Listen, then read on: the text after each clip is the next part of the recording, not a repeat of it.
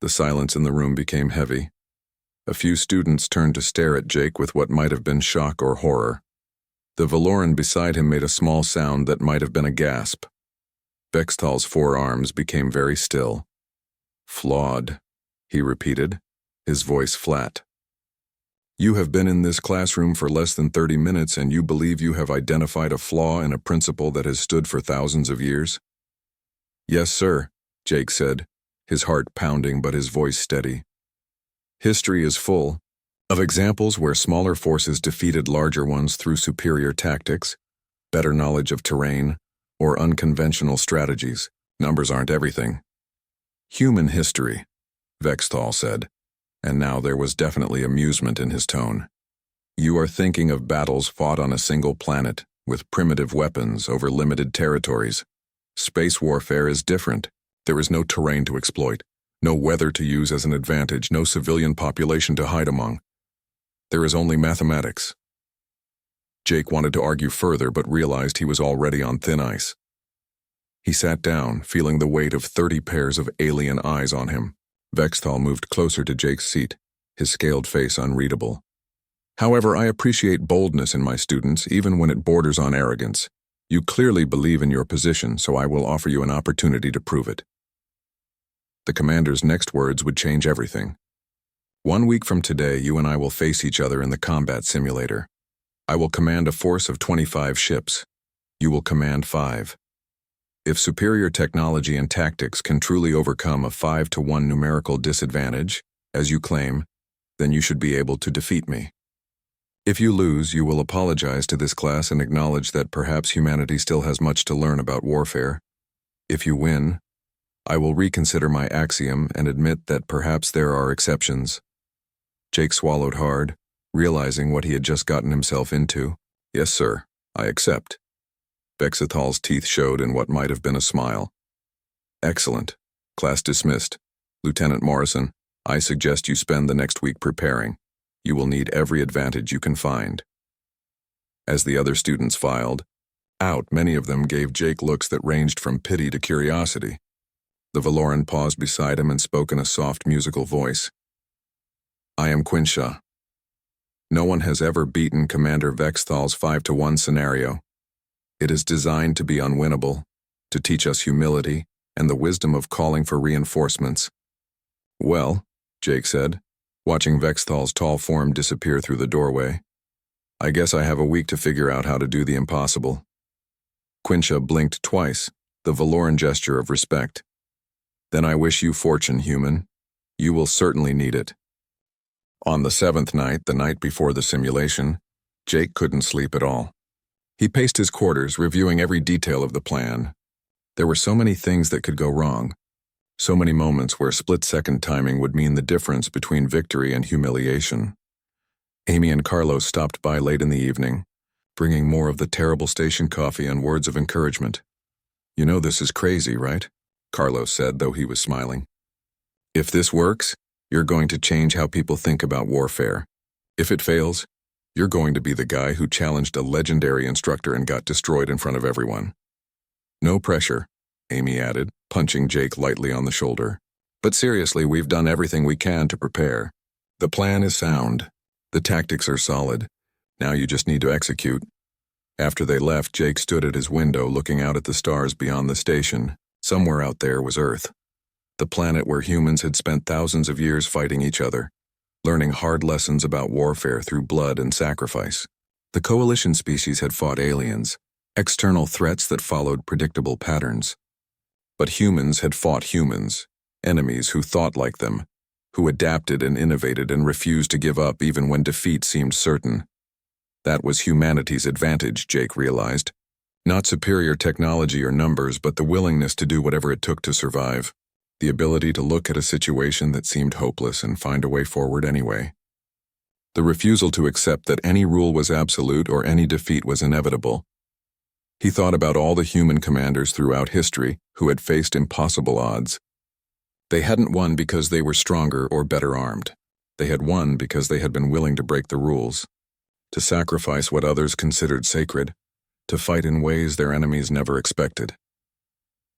Tomorrow, Jake would either prove that humanity deserved its place among the stars, or he would learn a hard lesson in humility. Either way, he would fight on human terms, using human tactics and refusing to accept that defeat was inevitable just because the numbers said so. The station's lights dimmed to simulate night, and Jake finally lay down on his bed. Sleep came slowly.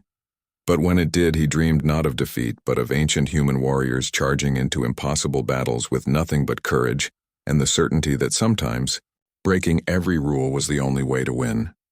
Morning would come soon enough, and with it, the chance to prove that maybe, just maybe, the galaxy's assumptions about warfare were about to be challenged by a species that had never learned to fight fair. Jake spent the first night in his quarters staring at the ceiling, wondering if he had just made the biggest mistake of his life. The confidence he had felt in the classroom had faded, replaced by the cold reality of what he had agreed to do. He was going to face a military instructor with 40 years of experience, using tactics and strategies refined over thousands of years of galactic warfare, and he had 1 week to figure out how to win. Sleep came in brief intervals filled with dreams of ships exploding and the sound of Vexthal's hissing voice declaring him a failure. When the station's lights brightened to simulate morning, Jake was already awake, sitting at his desk and accessing the Academy's database through the terminal built into the wall. He started with the basics, reading everything he could find about space combat tactics. The Coalition military doctrine was comprehensive and logical. Ships fought in formations designed to maximize firepower while minimizing vulnerability. Flanking maneuvers were executed with mathematical precision. Retreats were orderly and calculated. Every major battle in the database followed similar patterns, with victory going to whichever side had better numbers, better positioning, or better technology. A knock on his door interrupted his reading. Jake opened it to find 2 other humans standing in the corridor.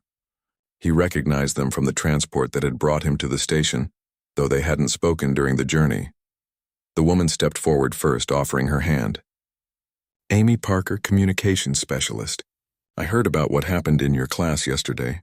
Actually, everyone on the station heard about it. News travels fast when a human challenges a legendary instructor on his first day." The man beside her grinned and shook Jake's hand next. "Carlos Rivera, Tactical Analysis. We thought you might want some help preparing for your simulation. Unless you're planning to take on Vexthal completely alone, which would be very human of you but also very stupid." Jake felt relief wash over him. "I could definitely use the help. Come in." They crowded into his small quarters and Carlos immediately started pulling up files on his portable device. "I've been studying Coalition battle tactics since we got here. They're impressive, don't get me wrong, but they're also incredibly predictable. Every species fights more or less the same way. They form up, they maneuver for advantage, they exchange fire until one side breaks. It's like watching chess games where everyone knows all the same openings." Amy nodded, leaning against the desk. "I've been monitoring communications during training exercises. The aliens use very formal command structures. Every order goes through proper channels. Every movement is coordinated with the fleet. It makes them efficient but also slow to adapt when something unexpected happens." "That's what I noticed too," Jake said, pulling up the hologram Vexthal had shown in class. "Look at these historical battles. The smaller force always fights defensively, trying to hold out as long as possible. They never attack, never take risks, never do anything unpredictable. They just try to survive and hope for reinforcements." Carlos studied the hologram, his eyes narrowing, because that's what the doctrine teaches. Preserve your forces, maintain formation integrity, fight by the numbers. But humans don't fight like that, especially when we're desperate. Over the next 3 days, the 3 of them worked almost non-stop. They accessed Earth's military archives, studying battles that most of the galaxy had never heard of. They read about Hannibal at Cannae, where a smaller Carthaginian force had encircled and destroyed a much larger Roman army. They studied the Battle of Agincourt, where English longbowmen had devastated French knights. They analyzed modern guerrilla warfare tactics, asymmetric strategies, and psychological operations. Amy brought coffee from the station's human-compatible cafeteria, a bitter brew that tasted nothing like Earth coffee, but contained enough caffeine to keep them awake. Carlos filled Jake's quarters with holographic displays showing different tactical scenarios. Jake took notes, his mind racing with possibilities. On the 4th day, Quincha appeared at Jake's door. The Valoran seemed nervous, her large eyes darting back and forth as if checking to make sure no one had followed her. "I should not be here," she said softly. "Helping you could be seen as disrespectful to Commander Vexthal. But I have been thinking about what you said in class, and I believe you may be right, even if I cannot say so publicly." She held out a data chip. "This contains every simulation scenario Commander Vexthal has used in the past 10 years. I accessed them from the Academy archives. It is not cheating, as all of this information is technically available to students, but most never think to look." Jake took the chip carefully. "Why are you helping me?" Quinch's expression was hard to read, but her voice carried a weight of sadness. "My people, the Valorans, have followed Coalition doctrine for 3,000 years. We fight defensively, always by the rules, always with honor, and we have lost every major war we have ever fought. We survive only because stronger allies protect us. I wonder sometimes if following the rules is the same as accepting defeat." After she left, Jake loaded the data chip and spent hours studying Vexthal's simulation patterns. Carlos was right, the commander was brilliant but predictable. He favored overwhelming force applied at key points, classic encirclement maneuvers, and grinding attrition. His strategies were textbook perfect, which meant they followed patterns that could be anticipated. "He's going to try to surround us," Jake said, pointing at the holographic display. "Look, in every 5-to-1 scenario, he splits his force into 3 groups. 1 hits from the front, 2 swing around the flanks. It's mathematically sound and almost impossible to counter with conventional tactics." Amy leaned in closer. "So we don't use conventional tactics. What if instead of defending, we attack?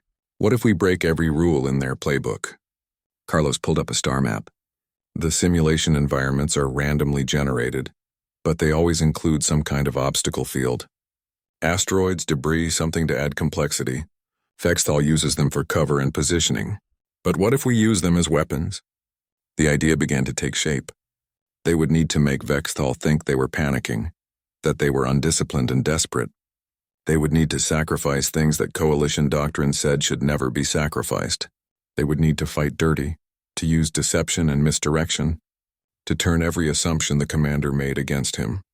On the 6th day, Jake ran practice simulations using the Academy's basic training modules. He lost the first 10 attempts badly, his unconventional tactics falling apart against even simple AI opponents. But slowly he began to understand the timing, the psychology of making an enemy overconfident, the art of appearing weak when you were setting a trap. Amy worked on communication protocols, figuring out how to send false signals that would seem authentic. Carlos calculated firing solutions for using environmental hazards as weapons, running the mathematics over and over until he could predict exactly where debris would fly after being hit. Other students began to notice their preparation. Some offered words of encouragement in the corridors. Others shook their heads in pity. A group of Thandari warriors invited Jake to share a meal, and their leader, a being named Croft, told him stories of ancient Thandari battles where honor had been more important than victory. "We admire your courage, human," Croft said, his rocky skin glinting under the cafeteria lights. "But courage alone will not defeat Commander Vexthal. He has broken the spirits of students who thought themselves invincible." Jake appreciated the sentiment but didn't share his actual plan. The fewer people who knew what he intended to do, the better. If word got back to Vexthal that Jake was planning something unconventional, the commander might prepare countermeasures. The transport shuttle broke through the docking bay doors of Zenith Station, and Jake Morrison pressed his face against the small window to get a better look. The station was massive, larger than anything humanity had ever built in space. It stretched out in all directions like a small city floating among the stars. Lights flickered from thousands of windows, and ships of every imaginable design moved in and out of dozens of docking ports. Jake had seen pictures during his briefing back on Earth, but seeing it in person made his chest tighten with a mixture of excitement and nervousness. He was one of the first humans ever selected to attend the Galactic Coalition Military Academy. Only 6 months ago, humanity had been formally accepted into the Coalition after decades of negotiations and observation. Earth was still considered a newcomer, a primitive species just learning to walk among the stars. Most of the other species in the Coalition had been traveling through space for thousands of years. They had fought wars, formed alliances, and built civilizations while humans were still figuring out how to make fire. The shuttle landed with a gentle thump, and Jake grabbed his single bag of belongings. He stepped out into the docking bay and immediately felt small. The ceiling rose at least 50 feet above his head, and the bay itself could have held a dozen shuttles the size of his. Aliens of all shapes and sizes moved through the bay with purpose. Some walked on 2 legs like humans, others on 4 or 6. Some floated, their bodies surrounded by shimmering fields of energy. A few crawled along the walls with limbs that bent in ways that made Jake's eyes hurt. A tall figure approached him, moving with a grace that seemed impossible for something so large. The alien stood at least 7 feet tall with scaled skin the color of dark green moss. 4 arms extended from its torso, each ending in 3-fingered hands. Its head was elongated with eyes that sat on the sides like a lizard, giving it a wide field of vision. When it stopped in front of Jake, he could see rows of small, sharp teeth behind its thin lips. "Lieutenant Jake Morrison," the alien said in perfect English, though its voice had a hissing quality that made each word sound slightly stretched. "I am Commander Vexthal of the Kryn Empire. I will be your primary instructor in advanced tactical warfare." Jake snapped to attention and saluted, trying to remember the proper coalition protocol. "Sir? Honored to meet you, sir." Vexthal's head tilted slightly, and Jake couldn't tell if the gesture meant approval or amusement. "Follow me. Orientation begins in 1 hour, and you will need time to locate your quarters and deposit your belongings." The walk through Zenith Station took nearly 20 minutes. Vexthal led Jake through corridors that shifted from metal to what looked like living crystal, then to sections made of materials Jake couldn't identify. They passed dozens of aliens, and Jake noticed that many of them stared at him with open curiosity. A few whispered to each other, and though Jake couldn't understand their languages, he got the distinct impression they were talking about him. His quarters were small but functional, a single room with a bed, desk, and what he hoped was a bathroom behind a sliding door. Vexthal waited in the corridor while Jake dropped his bag on the bed. "You are the first human to attend this academy," Vexthal said when Jake emerged. "Many here are curious about your species. Others are skeptical. Humanity has no real military tradition by coalition standards. Your longest war lasted only a few years. Your largest fleet actions involved mere hundreds of vessels. You have never faced a true interstellar threat." Jake wanted to argue but bit his tongue. He was here to learn, not to defend humanity's honor on his first day. Vexthal continued walking, leading Jake toward the main academy building. "I have trained officers from 43 different species over my career. Each species brings its own perspective, its own way of thinking about conflict and resolution. But all successful military traditions share common principles. These principles have been refined over thousands of years and countless battles. You will learn them here." The classroom was circular, with seats arranged in ascending rows around a central platform. Jake counted 30 other students already seated, representing at least a dozen different species. He recognized a few from his briefing materials. The blue-skinned beings with the large eyes were Velorans, known for their peaceful nature and reluctance to engage in conflict. The stocky creatures covered in what looked like rock formations were Thundari, famous for their defensive warfare tactics. There were others he couldn't identify, their forms so alien that he wasn't sure which end was the head. Jake took a seat near the back, trying to be inconspicuous. A Veloran in the next seat turned to look at him with those enormous eyes, and Jake offered a small smile. The alien blinked twice, which Jake's briefing had said was a gesture of greeting, then turned back to face the front. Vexthal moved to the center platform, and the room fell silent. His forearms moved in complex gestures as he spoke, each motion seeming to emphasize different points. "Welcome to Advanced Tactical Warfare," he began. "You are here because your respective militaries believe you have the potential to become leaders, strategists, and commanders. Over the next 6 months, I will teach you the fundamental principles that govern all successful military operations. Some of these principles may seem obvious. Others may challenge your preconceptions. All of them are built on thousands of years of collective experience."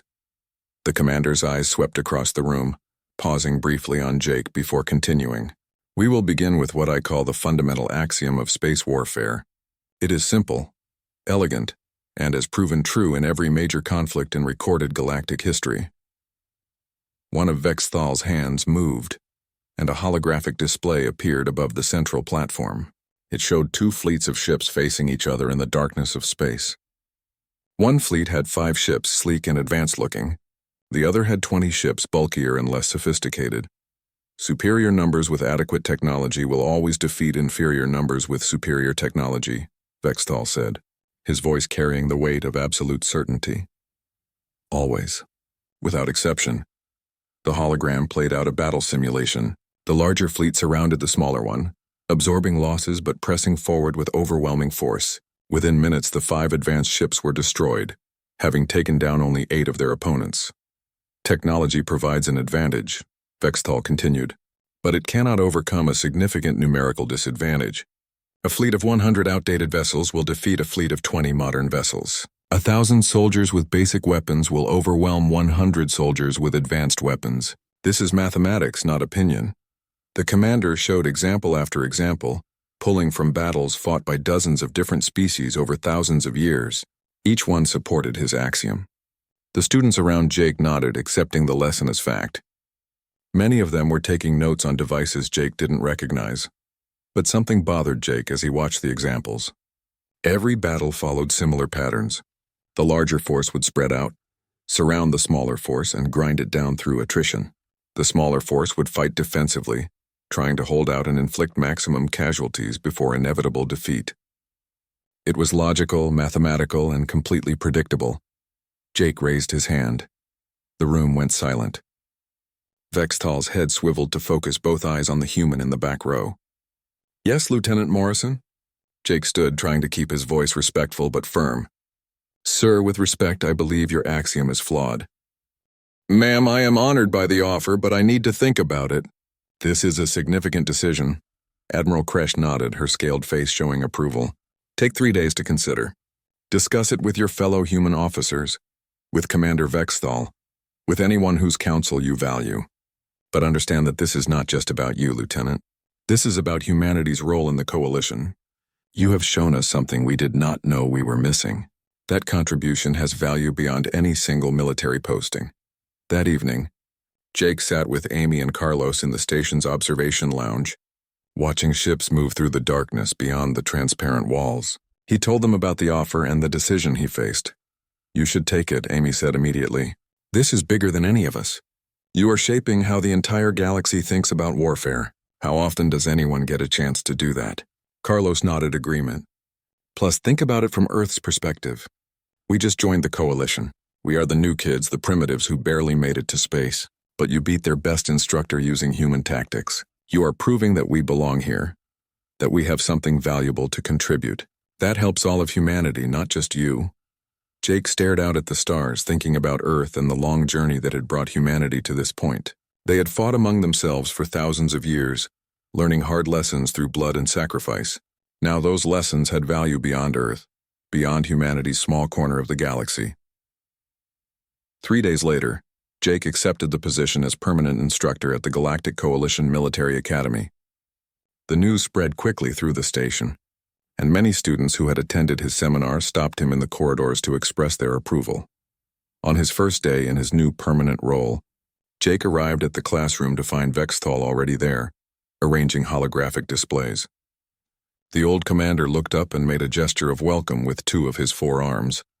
"I thought you might appreciate some assistance, at least for the first few months," Vexthal said.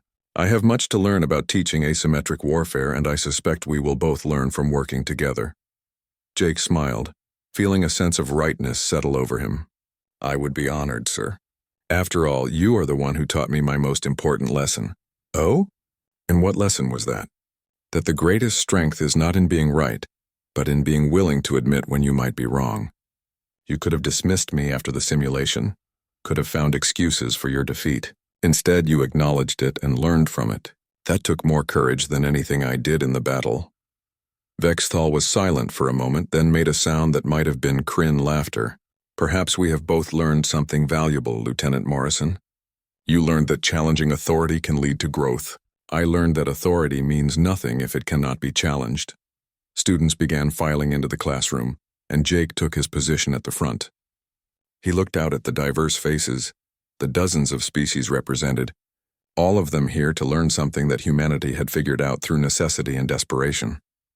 He began the lecture, and as he spoke about adaptation and innovation, about refusing to accept defeat and always looking for new solutions to old problems, he realized something important. Humanity had joined the Galactic Coalition, not just to learn from the older, more advanced species. They had joined to teach as well, to share the lessons that came from being young and struggling and never having the luxury of doing things the easy way. The galaxy was vast and full of unknowns. Somewhere out there, threats existed that the Coalition had not yet imagined. When those threats emerged, when the comfortable certainties of 1,000 years of peace were finally challenged, the Coalition would need officers who could think like Jake Morrison, who could adapt and improvise and win when winning seemed impossible, and Jake would be there teaching them how. The simulation chamber was larger than Jake had expected, a spherical room at least 100 feet across with walls that glowed with a soft blue light. In the center sat 2 command chairs surrounded by holographic controls, each positioned so the commanders couldn't see each other during the battle. Around the upper rim of the chamber, observation platforms had been installed, and they were packed with students and instructors from across the academy. Word of the challenge had spread through the entire station, and it seemed like everyone wanted to witness either Jake's triumph or his humiliation. Jake walked to his command chair, his heart pounding so hard he could feel it in his throat. He had barely eaten breakfast, his stomach too tight with nerves to handle food. Amy and Carlos sat in the front row of the observation deck, giving him encouraging nods. Quincha was there too, her large eyes watching with what Jake hoped was optimism rather than pity. Vexthal entered from the opposite door, moving with that same fluid grace that made his massive form seem almost weightless. The commander's forearms hung relaxed at his sides and his expression showed complete confidence. He had done this hundreds of times before, and he had never lost. An academy official, a floating jellyfish-like creature whose name Jake couldn't pronounce, moved to the center of the chamber. Its voice echoed through the space with a strange musical quality. This simulation will test the axiom that superior numbers with adequate technology will always defeat inferior numbers with superior technology.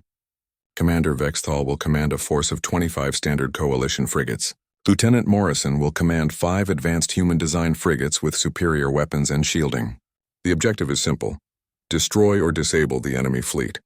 The simulation will use a randomized battlefield environment. Are both commanders ready? Ready, Vexthal said calmly. Jake took a deep breath. Ready. The chamber walls suddenly shifted, the blue glow replaced by the darkness of space. Stars appeared in all directions, and Jake found himself seemingly floating in his command chair, surrounded by holographic displays. In front of him, his 5 frigates hung in formation, sleek vessels painted with Earth's blue and white colors. Behind them, a small mining colony orbited a rocky planet, its industrial facilities glowing with activity. The tactical display showed Vexthal's fleet appearing at the edge of sensor range, 25 ships moving in perfect formation. They were older models, bulkier than Jake's vessels, but they bristled with weapons and their numbers made them a terrifying sight. Around the battlefield, an asteroid field drifted in chaotic patterns, thousands of rocks ranging from the size of cars to the size of buildings. It was exactly what Carlos had predicted, and Jake felt a small spark of hope. Vexthal's fleet immediately began a standard encirclement maneuver, splitting into 3 groups. The largest group, 15 ships, came straight at Jake's position. 2 flanking groups of 5 ships each began sweeping around to the left and right, moving to trap Jake's fleet against the planet. Jake watched the movement, recognizing the pattern from the simulations he had studied. It was textbook perfect, exactly what Coalition doctrine recommended for dealing with a numerically inferior but technologically superior enemy. Vexthal was giving Jake no choice but to defend the colony and fight from a fixed position, which would allow the superior numbers to wear him down through attrition. In the observation deck, students leaned forward in their seats. This was the critical moment. According to everything they had been taught, Jake should position his ships in a defensive sphere around the colony, use his superior firepower to thin out the attackers, and hold out as long as possible while calling for reinforcements. Jake did something else entirely. All ships, emergency retreat, he broadcast on the fleet command channel, his voice deliberately panicked and strained. Break formation, full power to engines, get us out of here. His 5 frigates suddenly scattered like startled fish, their tight formation dissolving into chaos. They fired their engines at maximum power and fled directly away from the colony. making no attempt to maintain any kind of defensive position. One ship's engines flickered as if damaged, and Jake broadcast a distress signal that screamed of critical systems failures and crew panic. In the observation deck, several students made sounds of surprise or dismay. A Thandari warrior turned to his companion and whispered something that probably translated to disappointment. This was not the brave last stand they had expected to see. Vexthal's response was immediate and exactly what Jake had hoped for.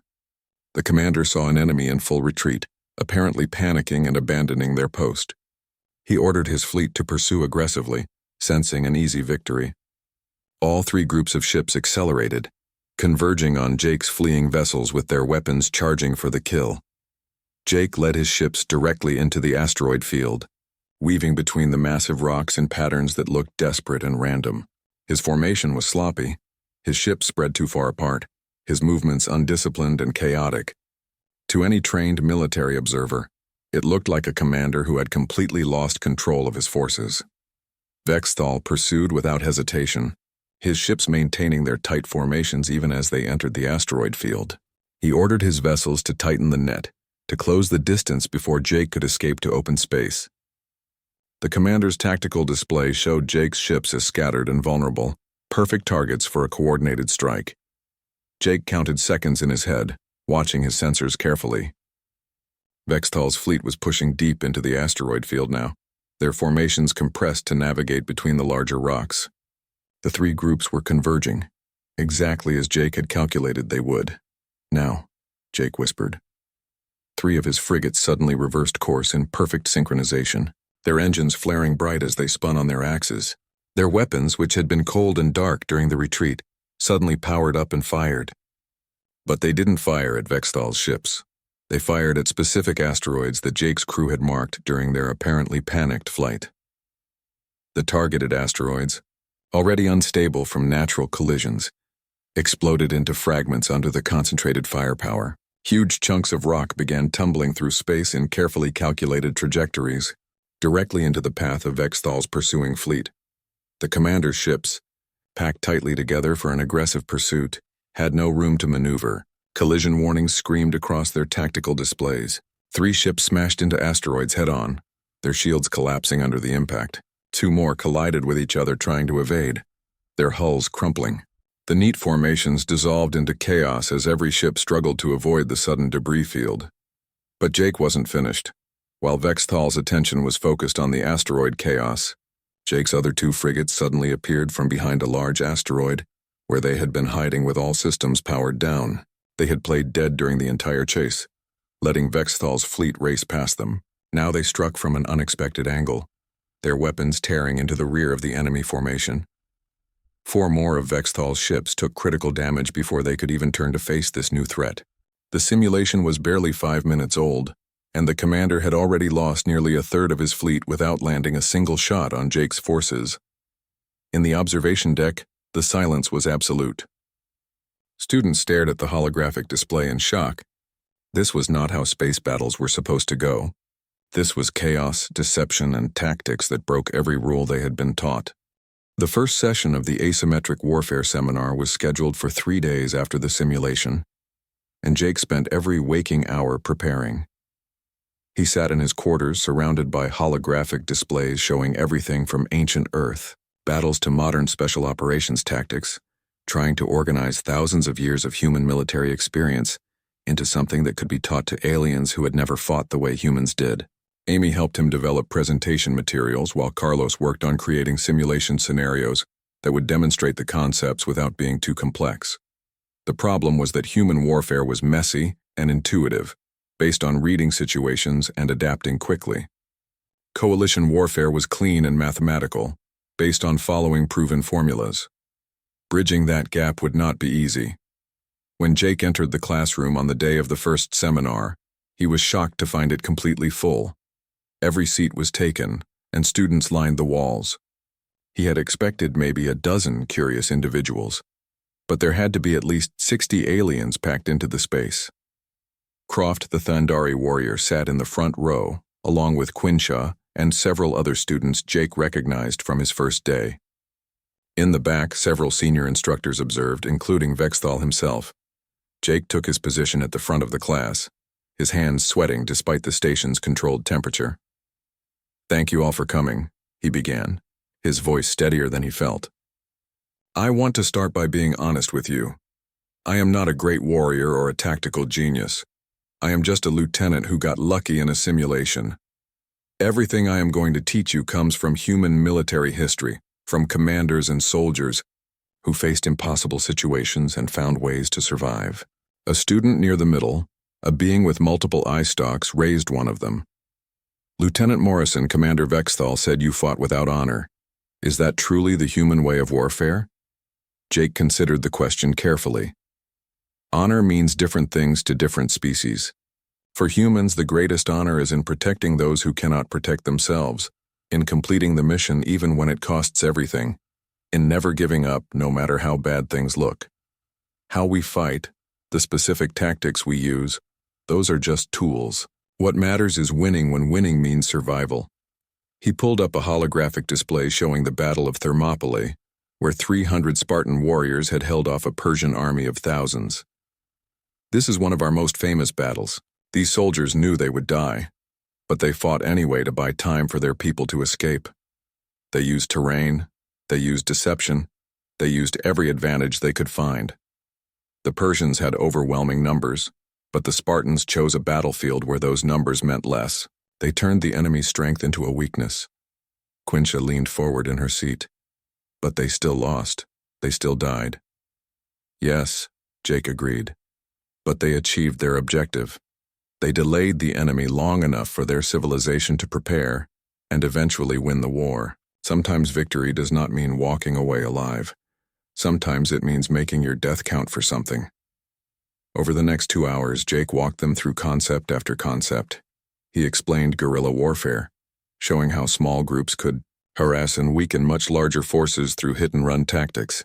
He demonstrated psychological operations, explaining how creating fear and uncertainty in an enemy could be as effective as destroying their ships. He covered deception operations, false flag attacks, and the art of making an enemy see what you wanted them to see instead of what was really there. The students asked hundreds of questions, some skeptical, others genuinely curious. Many of the concepts seemed to disturb them on a fundamental level. The idea of deliberately targeting enemy morale instead of enemy forces struck many as unnecessarily cruel. The notion of sacrificing objectives to achieve larger strategic goals seemed wasteful and illogical. But Vexthal, watching from the back of the room, nodded occasionally. The old commander understood what many of the students did not yet grasp.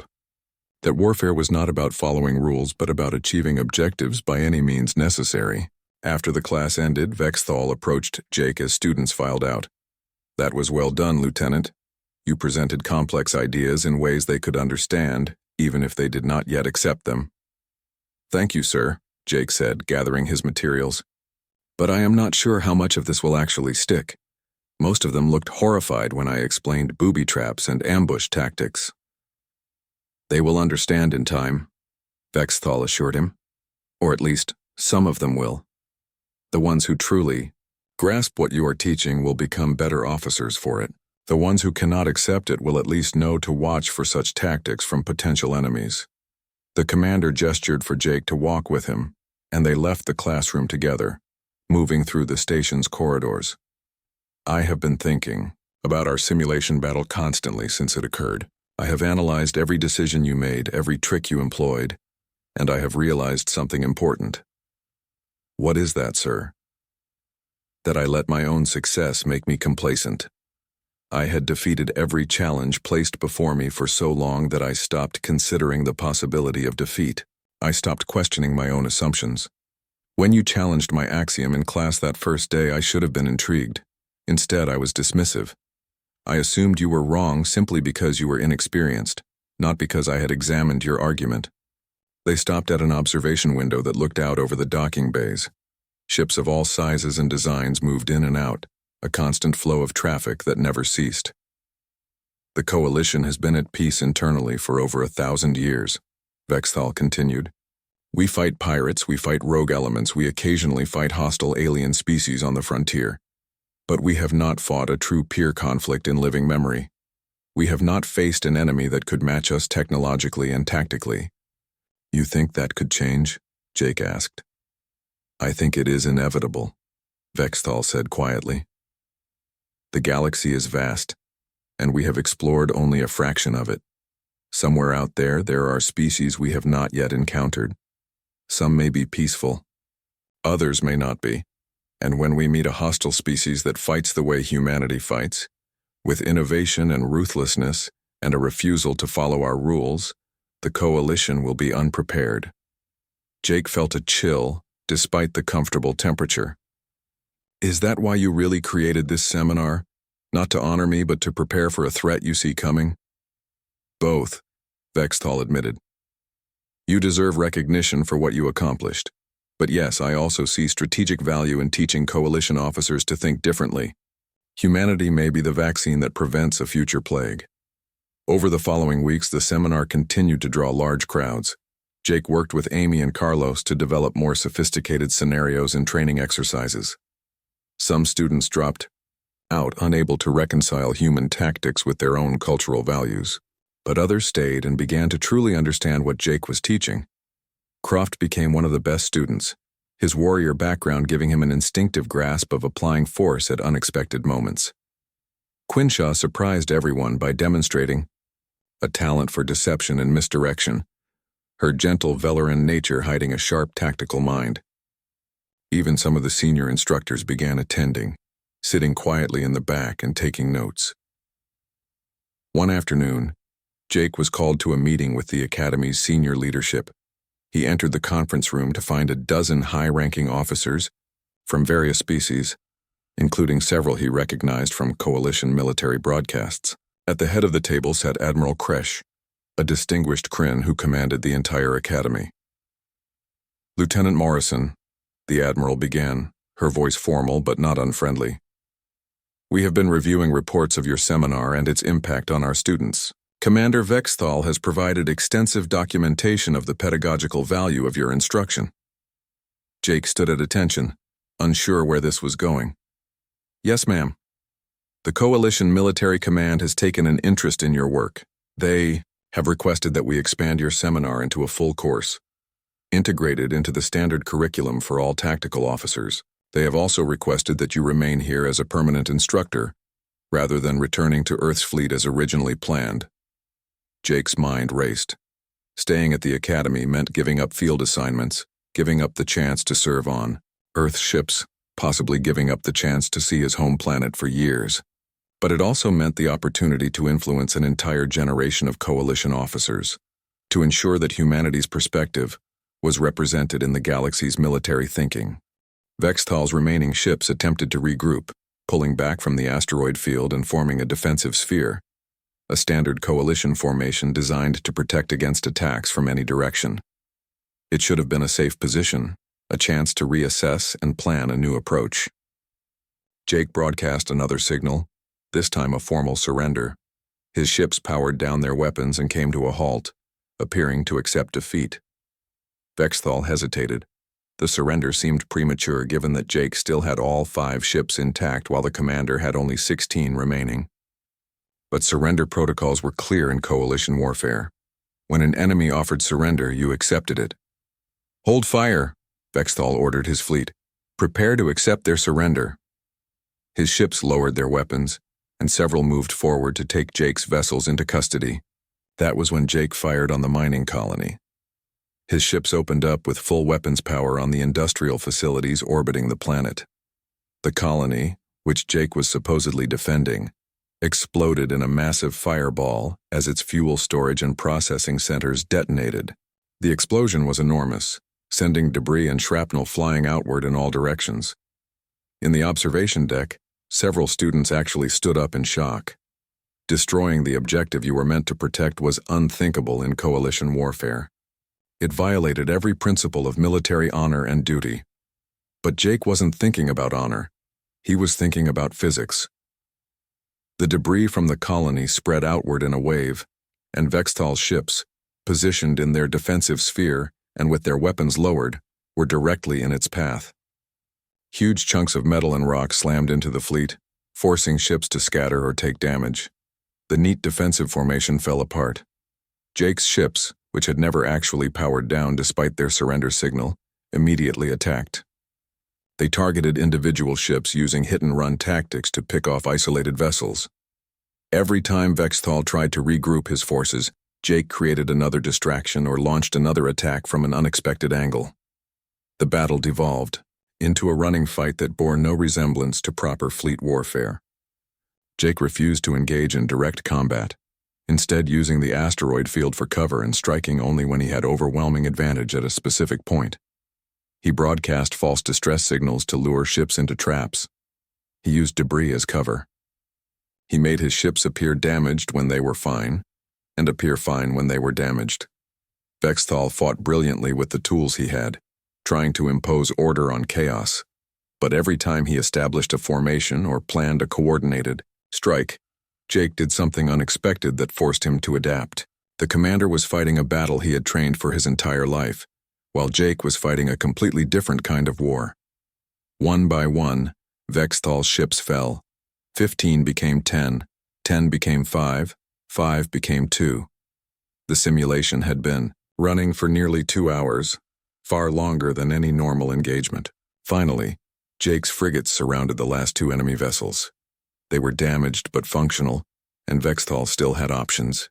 He could fight to the end, perhaps taking 1 or 2 of Jake's ships with him. He could attempt a desperate break for open space. He could call for reinforcements, though that would mean admitting defeat. Instead, Commander Vexthal did something Jake had never seen in any of the historical simulations he had studied. The commander surrendered. The simulation froze, the holographic displays fading to blue. The chamber walls returned to their normal glow. Jake sat in his command chair, his hands shaking from adrenaline, barely able to believe what had just happened. In the observation deck, no one moved. No one spoke. The silence stretched on for what felt like forever. Then Vexthal stood from his command chair and turned to face Jake across the chamber floor. Several other students voiced similar requests, and Vexthal's expression, insofar as Jake could read it, seemed satisfied. The Academy official made a sound like wind chimes. This is highly irregular. The curriculum has been stable for centuries. Adding a new course based on one simulation victory seems premature. This is not about one victory, Vexthal said, his voice taking on an edge. This is about recognizing a gap in our knowledge. The Coalition has been fortunate that our enemies have always fought conventionally. But what happens when we face an enemy that does not? What happens when we encounter a species that fights like humanity? With deception and adaptation and ruthless pragmatism, we will be defeated unless we learn to counter such tactics, and the only way to counter them is to understand them. The official floated silently for a moment, then dipped in what might have been agreement. Very well. I will authorize the new course on a trial basis, but I will be monitoring the results carefully. As the crowd began to disperse, students filing out of the observation deck in small groups, many of them came down to the chamber floor to speak with Jake. Some offered congratulations. Others asked questions about specific tactics he had used. The Valoran Quintia approached shyly. You have changed something here today, she said softly. Not just the outcome of a simulation, but the way people think. That is more valuable than any victory. Jake watched as Vexthal spoke with a group of senior instructors, his forearms moving in animated gestures. The commander seemed energized rather than defeated, as if losing had awakened something in him that years of winning had put to sleep. Amy and Carlos finally made their way through the crowd to reach Jake. Amy punched him on the shoulder harder than before. You actually did it. You beat the unbeatable scenario and made the legendary instructor bow to you. How does it feel? Jake thought about the question seriously. Terrifying, he admitted. Now I have to teach people what I did, and I am not even sure I fully understand it myself. I just did what felt right based on human military history. Carlos laughed. Well, you better figure it out fast because you just became the most famous human in the Coalition. Everyone is going to want to know how a species that has never fought an interstellar war managed to defeat a commander with 4 decades of experience.